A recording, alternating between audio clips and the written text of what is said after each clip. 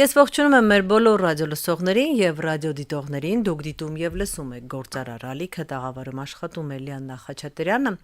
հոգատար պետություն հարցականով հաղորդաշարն է եթերում եւ այսօր խոսելու ենք ջրի խնդրի մասին, առհասարակ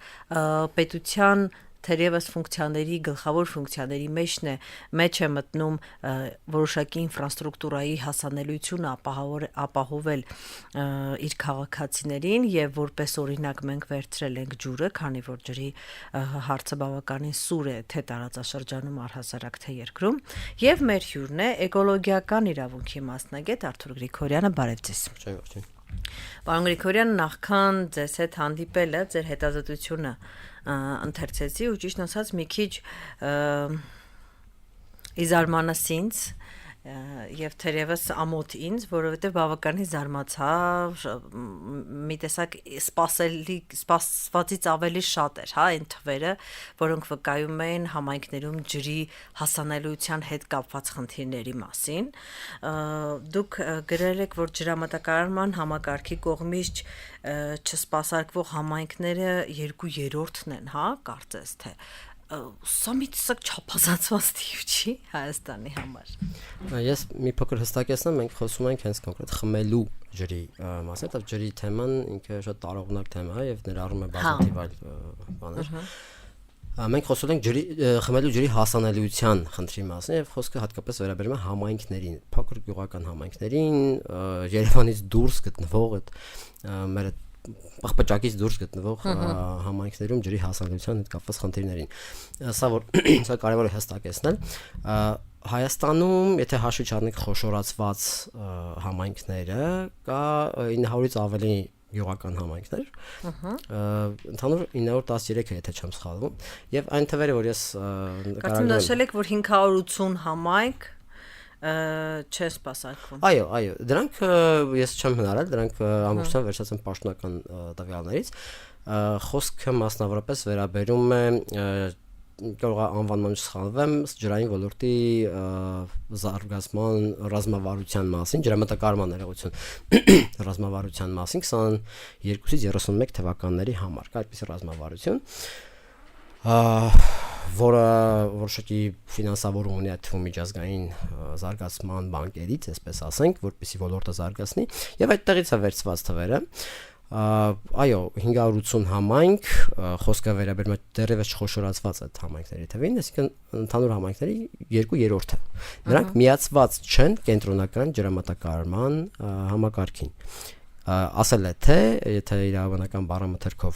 խոսենք, հանդիսանում են չսպասարկվող։ Այլ կերպ ասած, այդ համայնքները իրենց գլխի ջրը տեսնում են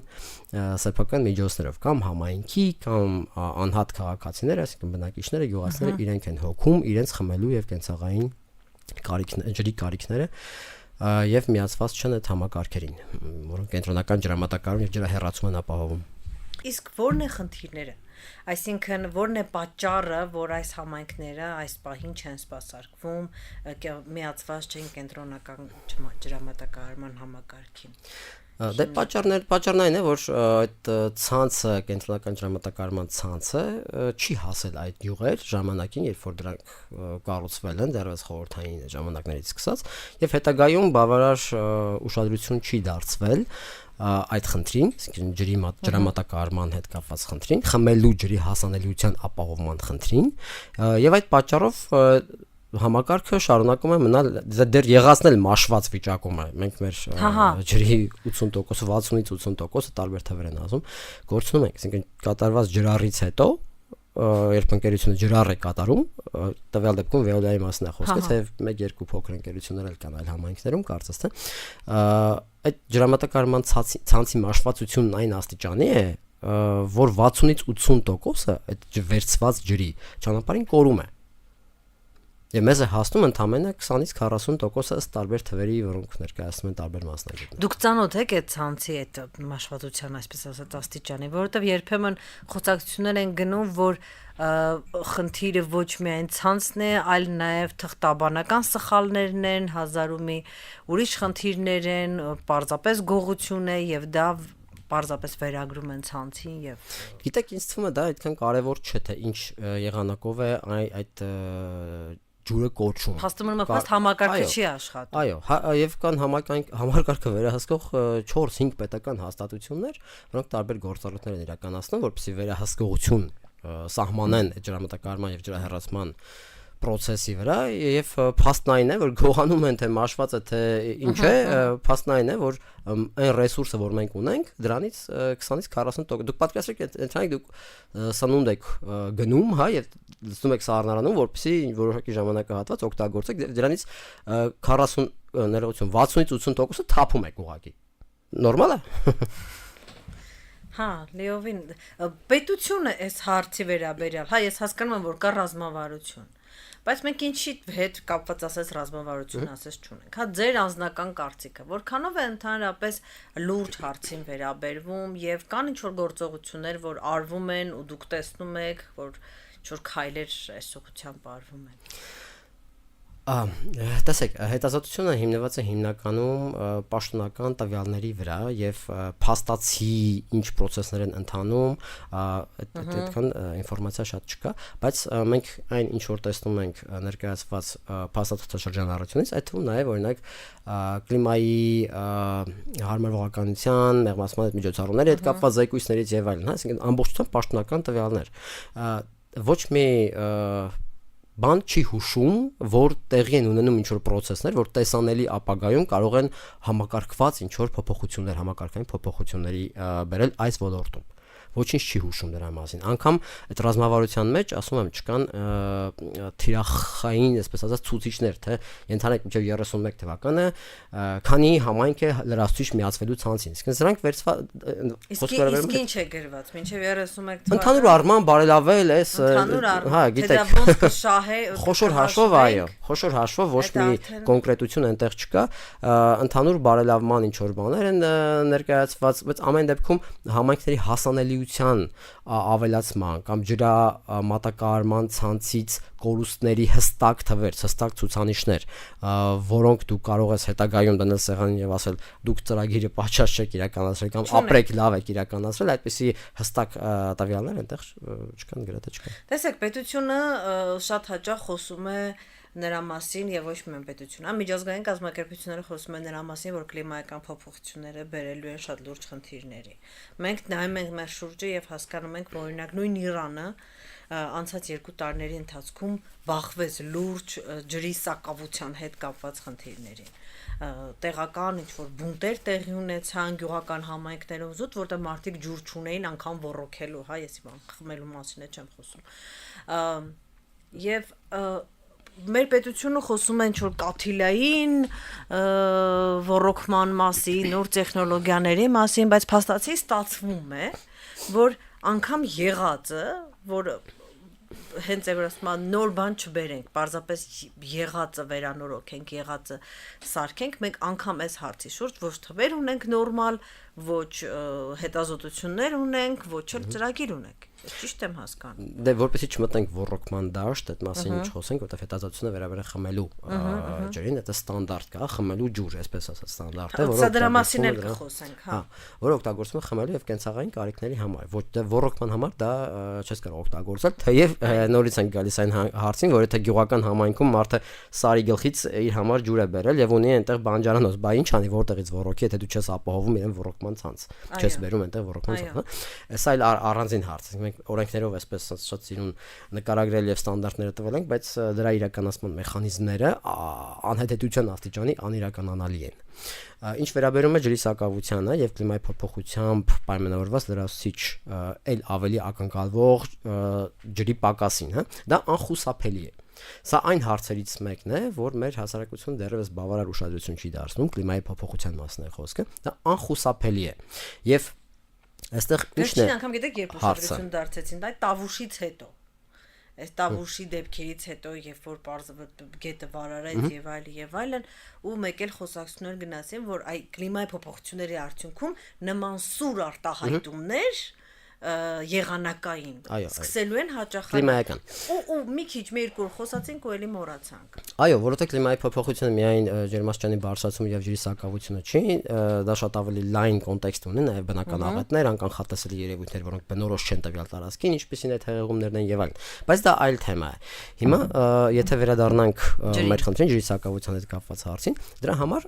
աշխարհը մտածել է մեխանիզմներ կան այսպես ասած հարմարվողականության եւ մեղմացման միջոցառումներ սա կլիմայի փոփոխությունից բխող կլիմայի փոփոխությամբ պայմանավորված այն գործառույթներն են որ ցանկացած պետություն պետք է նախ եւ առաջ ինքը շահագրգռված լինի անել անկախ ինչ որ կոնվենցիաների պահանջներից որովհետեւ դա անխուսափելիորեն բերելու է XYZ հետևանքներին դրանցից մեկը ջրի սակավությունն է հիմա Հայաստանի համատեքստում ես օրինակը բերեցի չէ սնունդի հետ կապված հիմա պատկերացրեք մենք ունենք ջուր բայց այդ ջուրը այնքան վատ ենք օգտագործում որ ունենք երկու համայնքների երկու երրորդը այսպես ասած ունի այդ խնդիրը ջրի հասանելիության հետ կա որակյալ խմելու ջրի հասանելիության խնդիր կամ ունենք այնպիսի վատ կառավարում ջրամատակարարման ջրահեռացման հետ կապված հարցերի որ նույն Արարատյան դաշտ արտեզյան ավազանը արդեն 12-ից 14 մետր նվազել է համաձայն գատոյի ծրագրի հետազոտությունների USAID շրջանակներում իրականացված դրանից բխող բոլոր անվերականգնելի արդեն իսկ անվերականգնելի հետևանքներով իսկ մենք ունենք ջուր բայց եթե մենք այդ ջուրը օգտագործում ենք ահավոր վատ կառավարում ենք ահավոր վատ ճանապարհին թափենք հաշվի չունենք ուրեմն չենք ունենա եւ կլիմայի փոփոխությամբ պայմանավորված գնալով դա պակասելու է մեր ցանցը եթե նույն ձևով է մնում ջրամատակարարման համակարգը նույն որակի վրա է մնում մենք գնալով ավելի խոցելի ենք դառնալու որովհետեւ ջուրը պակասելու է դա անխուսափելի է ջուրը պակասելու արդեն իսկ պակասում է մենք արդեն իսկ բախվում ենք այդ խնդրին Հայաստանը հանդիսանում է բարձր ջրային սթրես ունեցող երկիր, այդպես է ձևակերպումը, բարձր ջրային սթրես, ինչու՞ դա ջրի կորուստն է, չէ՞։ Այո, դա ոչ թե ջրի պակասն է, այսինքն մենք ոչ թե չունենք ռեսուրս, այլ այդ ռեսուրսը օգտագործում ենք այնպիսի մեծ կորուստներով, որ միջազգային այդ գնահատման չափանիշների համաձայն հանդիսանում ենք բարձր ջրային սթրես ունեցող երկիր։ 150 երկրներից կարծեմ 34-րդն ենք։ Թեև մենք ունենք ջուր անգամ Ադրբեջանն է մեզանից ավելի որ կարծես թե ավելի լուրջ խնդիրներ ունեն, բայց չգիտեմ, ասում են քարվաճառից հետո դե բնականաբար կարող է այդ խնդիրներն էլ իրենք լուծած լինեն, ի տարբերություն մեզ։ Ես ուզում եմ մի քիչ խոսել կյանքի որակի մասին։ Ինչպիսին է մարդու կյանքի որակը, ով ինչ-որ փոքր համայնքում փորձում է ինքնուրույն լուծել իր խմելու ջրի դուք ասացիք որ որոշակի փորձ ունեք տեսել եք ինչպես է ոչ թե տեսել եմ այլ ինքս եմ այ դուք էլ եք ապրել հա ոնց է դա ազդում կյանքի որակի վրա սա շատ կարևոր է որովհետև ամեն երկրորդ հայրենասիրական կամ պաթոսախեղդ կամ ոչ միայն քաղաքական եւ ոչ միայն հայտարարությունը մեզ ասում են մեզ կոչ են անում որ գնացեք համայնքները ծաղկացրեք ապրեցրեք բայց այդ ամենի համար պետքա մարդկանց համար գոնե ինֆրաստրուկտուրա լինի հիմա մեզ պատմեք թե ինչպես են ապրում մարդիկ ովքեր համայնքում ստիպված են ինքնուրույն ջուր բերել խմելու պատմեմ շատ անձնական փորձի վրա պատմեմ դեռ 2014 թվականին ես որոշեցի մի հեռավոր գյուղում տուն գնել Կալավան է կոչվում Գեղարքունիքի մարզում է գտնվում Դիլիջանից մի ճենկով այդ գետիկի հովտում եւ այդ տունը գտնվում է սարի վրա այսպես ասած ինչպես մյուս բոլոր տները այդ գյուղում եւ սկսեցին խնդիրները սկսած էներգիամատակարարման համակարգից չկա ոչ մի բան միջև վերեցի հասցրեցի վերջացրած ջրամատակարարման ինչպես հասանք այդ ջրին սարի գլխին մեր տնից մոտարապես երևի 700 մետր հեռու գտանք մի աղբյուր որտեղից ոսում է բնականաբար խմելու ինչ որ ջուր որ գյուղացիները խմում են մարդիկ խմում են եւ այդտեղից ինքնուրույն փորելով մինչև մեր տունը 700 մետր հեռավորության վրա եւ այդ խողովակներն անցկացնելով ջուրը բերեցինք հասցրեցինք միջև մեր տուն հետո պետք է դրանից հետո զբաղվես արդեն դրա սանիտարական վիճակի հետ կապված չգիտենք ինչ որակի ջուր է տարանք լաբորատոր ուսումնասիրությունների դա էժան չէ, արժե մոտավորապես եթե չեմ սխալվում 70,000 դրամ, ոսի դու ջրի որակի լաբորատոր հետազոտություն իրականացնես։ Ընդ որում մենք արեցինք ոչ միայն մեր, նաև գյուղի այլ բնակիչների համար, այդպես միջազգային ծրագրով, եւ բարձր որ օրինակ բնակիչներից մեկի ջուրը խմելու համար պիտանի չէ, որտեղ այնտեղ նիտրիտները շատ էին։ Ու հարց առաջացավ ինչ անի բա այդ մարդը, որովհետև ուրիշ մոտակայքում աղբյուր չկա։ Գյուղում կա ջրամատակարարման մի խողովակ, որը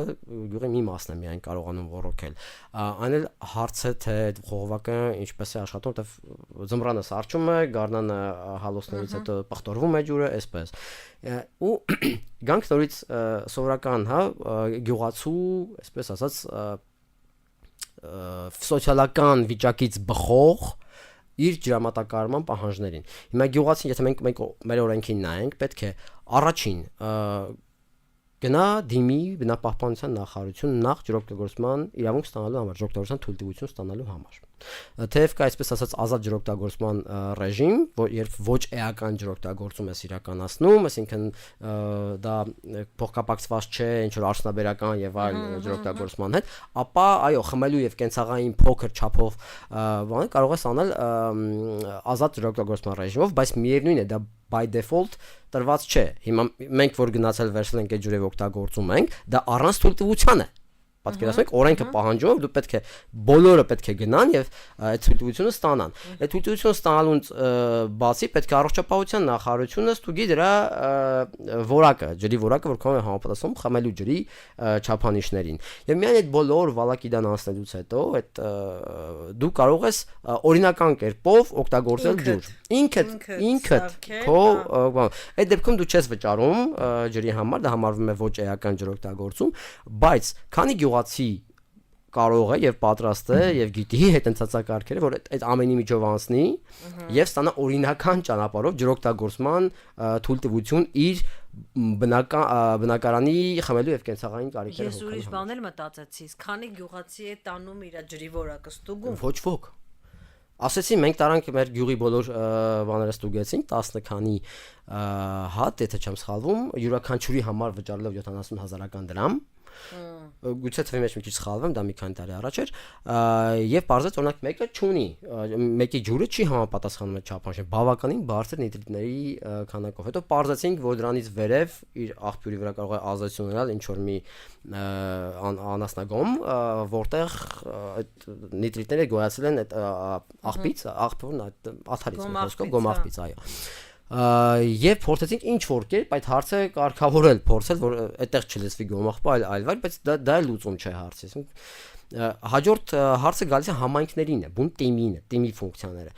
Բանն այն է, որ մեր օրենսդրության համաձայն թիմը ըստ էության իրավունք չունի ապահովել ջրամատակարարման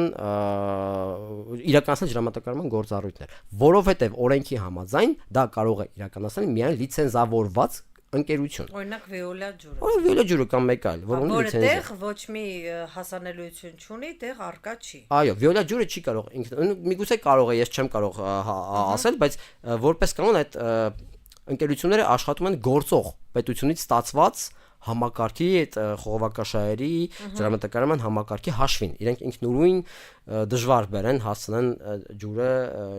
մի գյուղ, որը գտնվում է Սարի գլխին։ Նրա մենեջմենթով է զբաղվում, վերահսկելով, հա։ Խոշոր հաշվով, այո։ Գուցե այնտեղ կան ինչ որ պահանջներ եւս այդ պայմանագրում, որ պետության ազգանքել են, ես քաջատեղյակ չեմ, բայց խոշոր հաշվով որ օրենքը պահանջում է մի բան, պետությունը իր օրենքով պահանջում է մի բան, որը ինքը եւ չի ապահովում։ Հայ հենց դրանում է հարցը։ Մենք եկանք բարիս այդ խնդրի բուն իմաստին։ Դու գրել ես օրենքներ, ստացել ես ինստիտուցիոնալ համակարգ, որին պետք է, այսպես ասենք, իրավապաշտ քաղաքացին հետևի, եւ հետևելով այդ համակարգին դու հանգում ես անհեթեթության, նոնսենսի ուղղակի։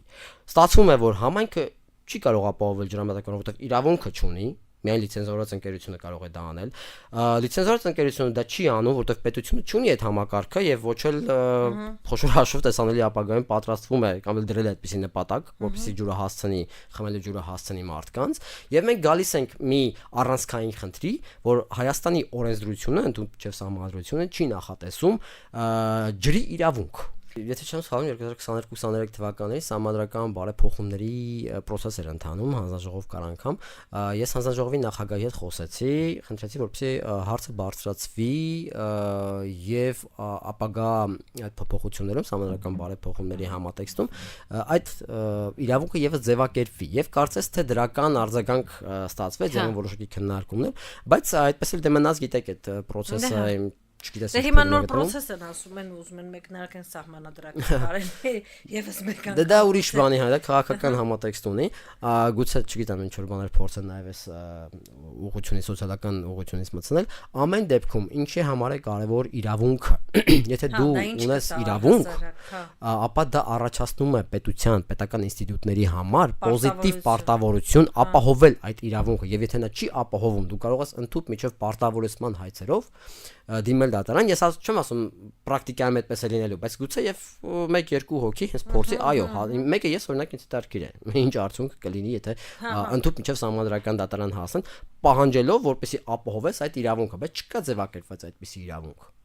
չկա այդ իրավունքը հիմա ինչ անել ես չգիտեմ ուղղակի ինչ անել որպեսի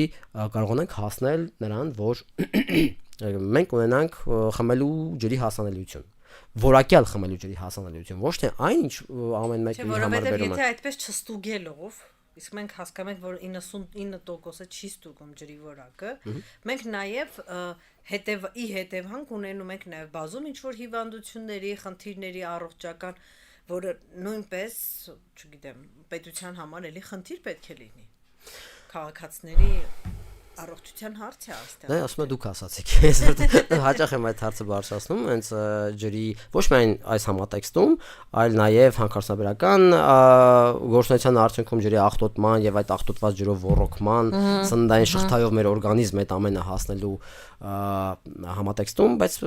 մեզ ասում են դե ապացուցեք, որ դրանից է։ Ասենք համայնքներում որտեղ պոչամբարներ կան, մարդկանց առողջական խնդիրները, անգամ կան ուսումնասիրություններ միջազգային, որ կան մարդկանց օրգանիզմում այն մետաղները մեծ կոնցենտրացիաներով, որոնք արտադրվում են տվյալ հանքարդյունաբերական գործունեության արդյունքում եւ լցվում են այդ պոչամբարները, տեղից էլ գետեր, բայց ասում են դա ապացուցեք, որ հենց դա է պատճառը, որ ձեր օրգանիզմում առաջացնեն այդպիսի կուտակումներ եւ խնդիրներ։ Առհասարակ Հայաստանում խմելու ջուրի որակից եթե խոսանք, առհասարակ Հայաստանում Երևանն էլ երևի թե մեջ է։ Դուք ոնց կգնահատեք։ Ես չեմ կարող այդ հարցին պատասխանել, որովհետեւ չունեք հետազոտություն, հա, մասով կան ընդհանուր ինֆորմացիա, խոշոր հաշվով քլորիֆիկացվում է, քլորի միջոցով փորձում են ինչ-որ մանրեներ են մաքրել,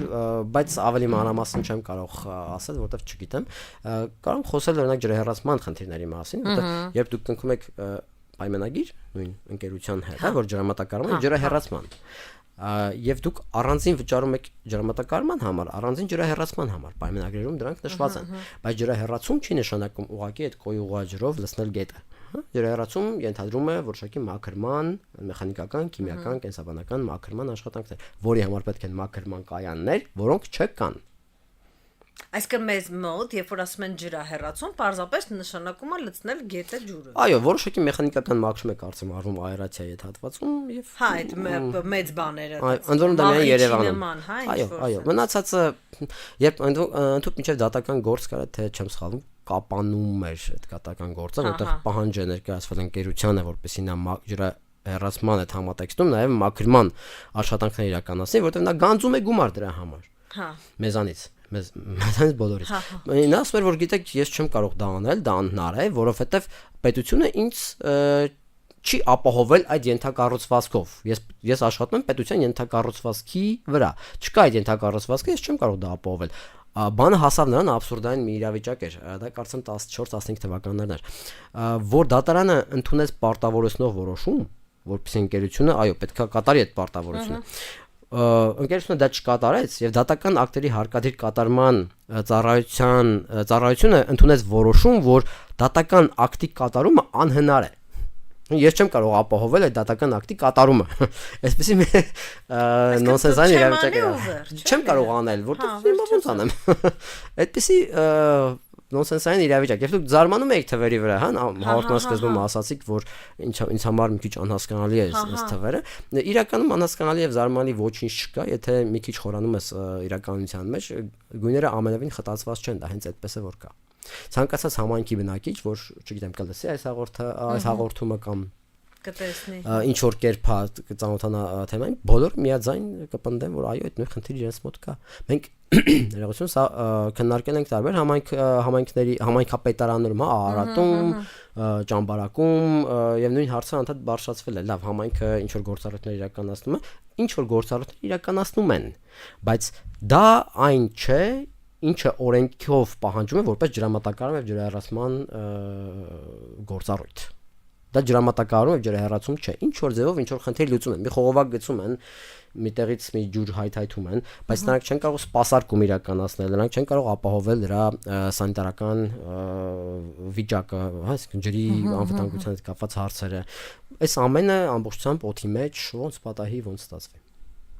Շատ շնորհակալություն այսպիսի sense դժվար մտքերով ինձ թվում է ավարտենք մեր զրույցը այսօրվա մեր հաղորդման արդյունքում փաստացի եկանք այն եզրակացության, որ եւ հարցը վերաբերվում է ջրին, պետությունը այնքան էլ հոգատար չէ։ Խմելու ջրի մատակարարման Խմելու ջրի մասին ենք խոսում, այո, հա, պետությունը այնքան էլ հոգատար չէ եւ մենք ունենք բացեր թե իրավունքի ոլորտում, թե առհասարակորեստրական ոլորտում, թե ինֆրաստրուկտուրաների ենթակառուցվածքների առումով, թե ինստիտուցիոնալ վերահսկողության, հա, շատ լավ, շատ շնորհակալություն, ես մեր բոլոր ռադիոլսողներին եւ ռադիոդիտողներին հիշեցնեմ, որ դուք դիտում եւ լսում եք Գործարար ալիքը, տաղավարում աշխատես Լիաննա Խաչատրյանը, հոգատար պետություն հաղորդաշարի շրջանակներում խոսում ենք խմելու ջրի հասանելիության մասին եւ մեր հյուրներ էկոլոգիական իրավունքի մասնագետ Արթուր Գրիգորյանը, շնորհակալություն։ Շնորհակալ